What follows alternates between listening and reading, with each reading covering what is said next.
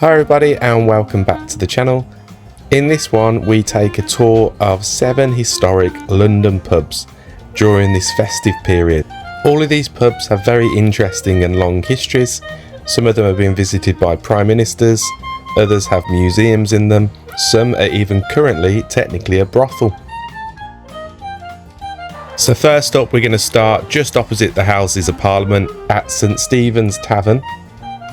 Then we head on to the Red Lion and Parliament Square.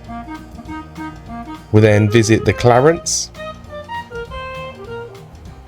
Head over to the Old Shades. Then to the Silver Cross. Then we head over to Sherlock Holmes. Finally finishing at the Princess of Wales.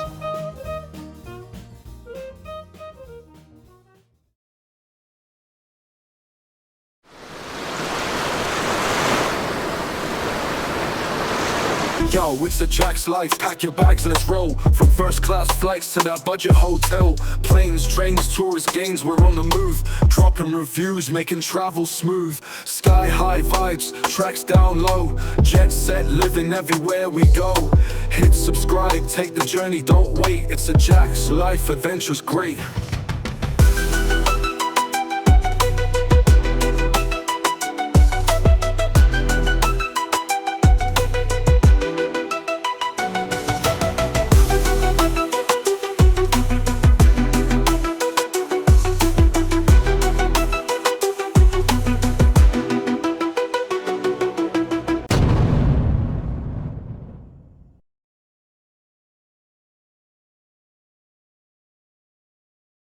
So first up we have St Stephen's Tavern. Established in 1875, it is housed in a Grade 2 listed Victorian building, known for its ornate interior featuring mahogany panelling, stained glass and traditional British pub charm. It also has one of only 200 division bells located behind the bar. These are used to signal to any MP having a quick pint in the pub that they need to return to the House of Commons for an important vote.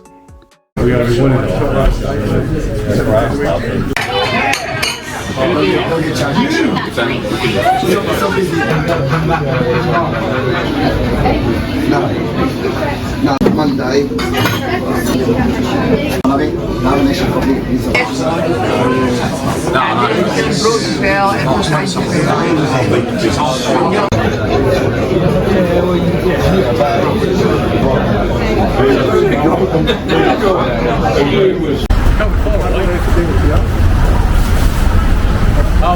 So St Stephen's Tavern was pretty busy. Does look like a nice bar if it's half as busy as it was, but struggled to see the place. We're off to the Red Lion next, so let's go check that one out. As early as 1434, a tavern known as the Hopping Hall existed in this location. In the Victorian era, a pub called the Red Lion standing on this spot was visited by Charles Dickens as a young boy. The current building was erected in about 1890. It has been visited by prime ministers including Winston Churchill, Clement Attlee and Edward Heath. It is currently owned by the Fuller's Brewery. Thank you. Where do we go in here?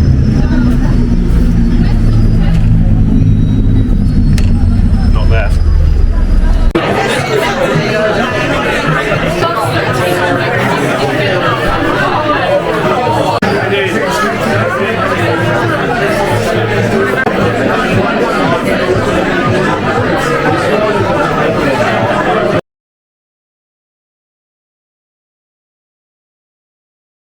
The current building was rebuilt in 1862. Records show early iterations for the address shows a licence under the Duke of Clarence and Clarence Tavern, at the site going back to at least the early 1800s. The name Clarence was probably chosen in reference to the Duke of Clarence, who before becoming king served as High Lord Admiral, reportedly had an office opposite, giving the pub a direct link with the naval and government history.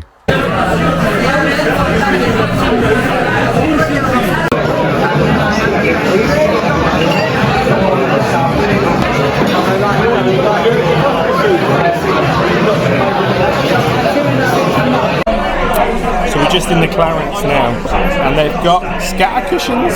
Who would have thought? Why do you need that in a pub? I got a bit bored of the old stout, so I've gone for a cheeky cider. Aspel. I do like an Aspel, but this is warm.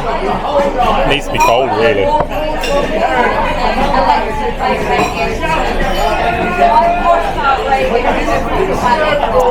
Not bad though.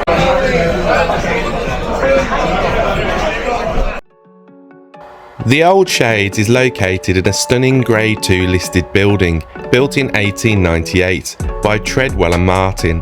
With its ornate Victorian features and warm polished bar, it's now operated by Young's and offers a cosy retreat just steps from Trafalgar Square.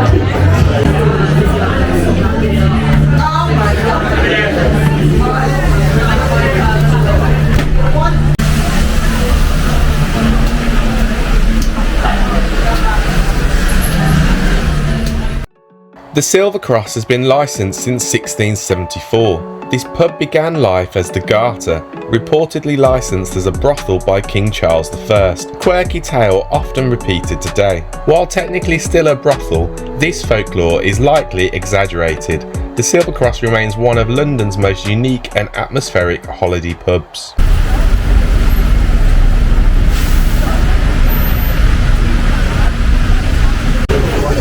Pretty much, yeah.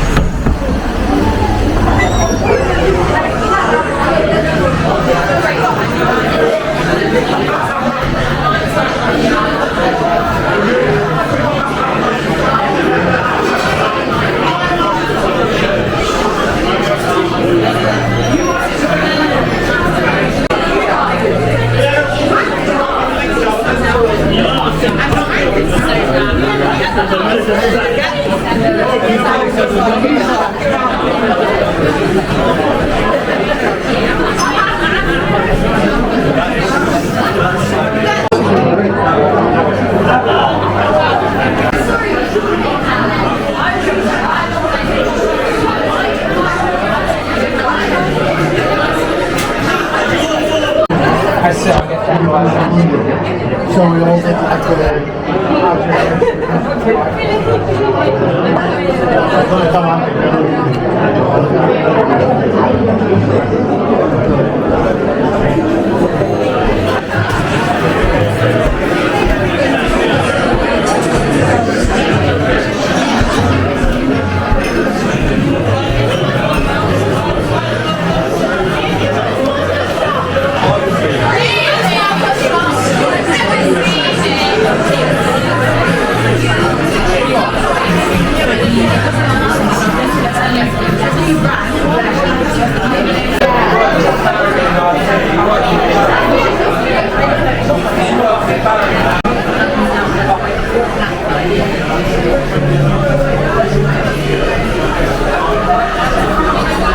So despite being the oldest pub, this is now a Green Kings, so it is kind of a little bit too modern. There's also downstairs, it says it's called the Whitehall Bar, so that might have been a different pub back in the day, I don't know, check. Let me know down in the comments, but these days it just seems to be all at one place. But we're going to get food shortly, so I'll show you my steak and ale pie when it arrives. So we got the steak and the ale pie come. The pie looks quite nice. And the little gravy. Look at this mash though. Spongy. Everyone loves spongy mash.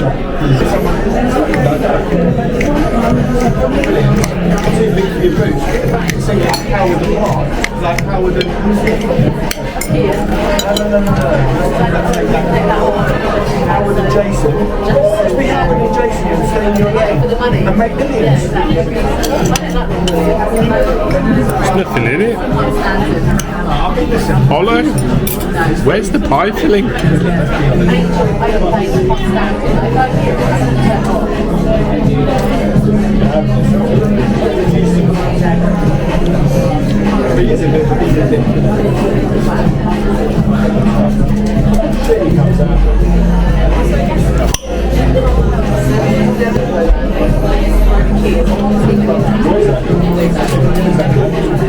I don't think this is going to be the greatest pie I've ever had. Looks like a massacre. I don't know how they managed to do this, but they've burnt the inside of the pie. It's incredible. How do you do that? The gravy is beef dripping Merlot gravy. No, I've not burnt off the alcohol from the Merlot. It's literally raw alcohol in the beef dripping gravy. So it's gravy you can get pissed on. Who knew? Right, that was the Silver Cross. If you do come to Whitehall in London, do give the Silver Cross a miss. That was not good. But we're now off to the Sherlock Holmes, so let's go see what the Sherlock Holmes is like. Apparently upstairs there's a little replica of his former study. I know he's a fictional character, but they made a replica anyway. Let's go check that out and see if there's a better pub. Here we go. The Sherlock Holmes on Northumberland Street was built in 1736 and once known as the Northumberland Hotel. This pub is steeped in Victorian charm. It's filled with Sherlock Holmes memorabilia and is even referenced in the 1892 story The Adventures of the Noble Bachelor. It became the themed pub we know today in 1957.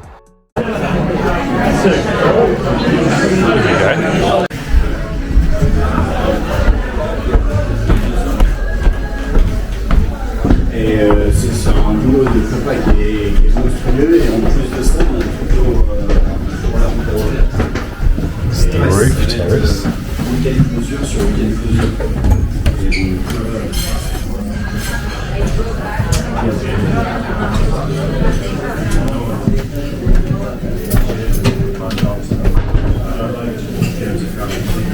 Here's his little museum.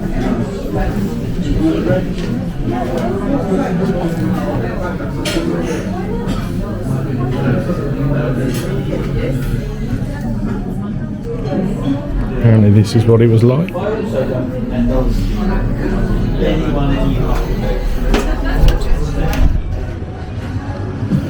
Have a look through this side.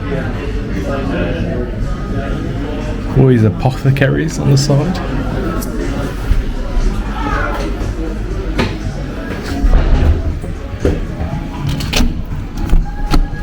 There is a roof terrace here now, but closed, assuming because of the time of year. Have a little smoke up there.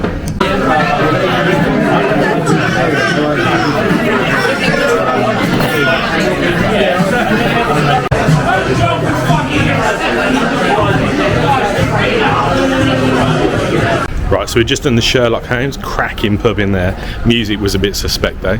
But we're now off to the Princess of Wales and we're going through Craven Street. Let's go see what it's like. Yeah, this is it, the ship and shovel. So one side was the ship and the other side was the shovel. And then now they've connected it in the basements, in the cellars. How cool. And then this is the Arches, which is a shopping centre.